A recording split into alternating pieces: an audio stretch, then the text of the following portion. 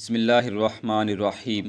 فرشتے اللہ تعالیٰ کی وہ مخلوق ہیں کہ جنہیں خدائے وحدہ لا شریک نے نور سے پیدا فرمایا ہے۔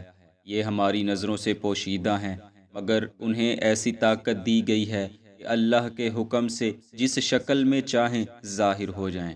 ان کا کام صرف حکم الہی کو بجا لانا ہوتا ہے۔ یہ حکم ربی کے خلاف ایک لمحہ بھی نہیں گزار سکتے، یعنی یہ ہر قسم کے گناہوں سے پاک ہوتے ہیں۔ اسلام نے فرشتوں کی شان میں ادنا سی گستاخی پر بھی حد کفر لگائی ہے۔ اس لیے یہ خیال کرنا بھی کہ فرشتہ نیکی کی قوت کا نام ہے اور اس کے سوا کچھ نہیں، تو یہ کفر ہے، کیونکہ ان کا وجود ثابت ہے، ان کی بھی تخلیق کی گئی ہے اور ان کی بھی موت مقرر ہے، لیکن ان کی موت کا طریقہ وہ نہیں جو انسانوں کی موت کا طریقہ ہے۔ تو پھر ان کی موت کیسے ہوگی اور کب ہوگی، یہی ہم اپنی آج کی ویڈیو میں بیان کریں گے۔ دوستو، جب قیامت برپا ہوگی تو اللہ عز و جل حضرت اسرافیل علیہ السلام کو سور پھونکنے کا حکم فرمائے گا۔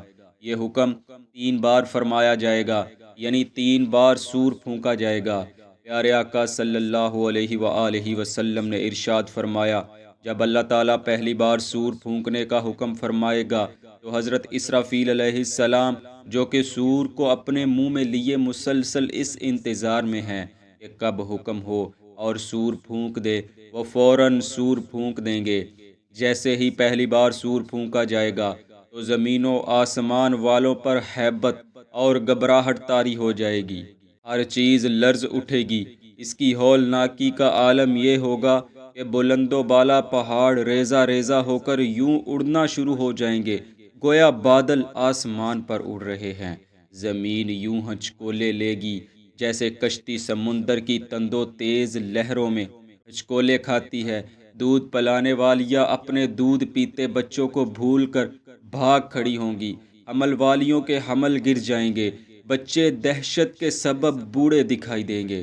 شیطان زمین کے کناروں کی طرف بھاگیں گے، مگر اللہ کے فرشتے انہیں مار مار کر پھر زمین کی طرف بھگائیں گے۔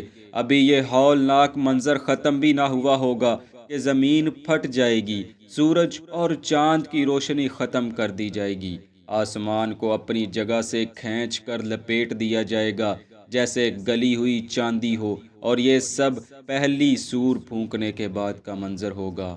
اس کے بعد اللہ تعالیٰ پھر حضرت اسرافیل علیہ السلام کو سور پھونکنے کا حکم فرمائے گا، اور یہ دوسری سور موت کی ہوگی۔ جیسے ہی دوسری بار سور پھونکا جائے گا، زمین و آسمان کا ہر جاندار موت کا مزہ چکھ لے گا۔ اس میں فرشتے بھی شامل ہوں گے، سوائے چند خاص فرشتوں کے۔ پھر اللہ تعالیٰ حضرت ملک الموت کو حکم فرمائیں گے، اے ملک الموت، بتاؤ کون کون زندہ ہے؟ وہ عرض کریں گے، یا الہی، تو زندہ ہے اور تجھے کبھی موت نہیں آنی، تیرے سوا عرش کو اٹھانے والے فرشتے بھی زندہ ہیں، جبرائیل و میکائیل اور میں بھی زندہ ہوں۔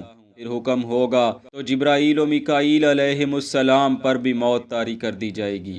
جب وہ بھی موت کی آغوش میں جا چکیں گے تو حکم ہوگا، اب کون کون زندہ ہے؟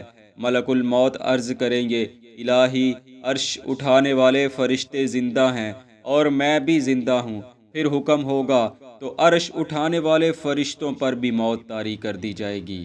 بالآخر زمین و آسمان پر سوائے حضرت ملک الموت کے کوئی زندہ نہیں بچے گا۔ پھر خدائے وحدہ لا شریک کا حکم ہوگا تو خود ملک الموت پر بھی موت طاری ہو جائے گی۔ پھر اس وقت سوائے اللہ رب العزت کے کوئی نہیں ہوگا، سب فنا ہو چکے ہوں گے۔ پھر اللہ عز و جل ارشاد فرمائے گا، آج کس کی بادشاہی ہے؟